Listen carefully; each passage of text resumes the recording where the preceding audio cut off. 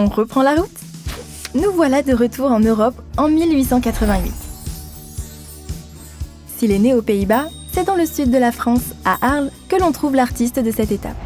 Vincent van Gogh est fasciné par l'éclat du ciel nocturne de Provence. La lumière de la ville qui se réfléchit sur le Rhône, tandis que les étoiles illuminent le ciel.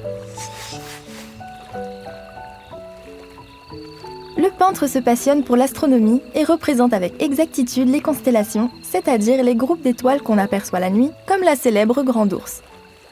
Revenons à Arles, qui l'inspire beaucoup, de nuit comme de jour. En quelques mois, il réalise un très grand nombre de peintures et de dessins.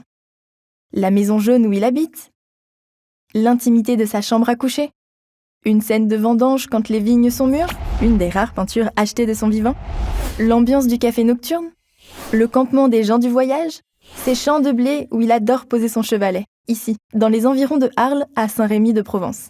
Et puis, il y a ce célèbre tournesol. Sa grande sensibilité s'exprime dans son art et c'est ce qui nous plaît.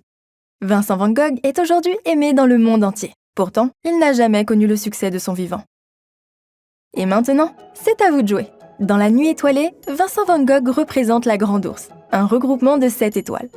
Quand on les relie, cette constellation ressemble un peu à une casserole. D'autres artistes ont aimé représenter la Grande Ourse. L'une de ses œuvres ne la représente pas. Saurez-vous trouver l'intrus ?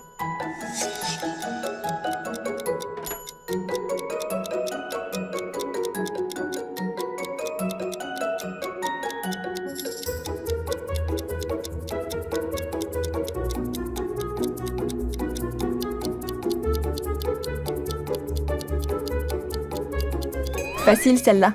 Il y a bien trop d'étoiles. Cette constellation, imaginée par un peintre aborigène d'Australie, raconte la création du monde. Sur les autres, nous pouvons retrouver la Grande Ourse sous différentes formes, mais toujours fidèle à elle-même. Il est temps de partir vers notre dernière destination. Vous êtes prêts ?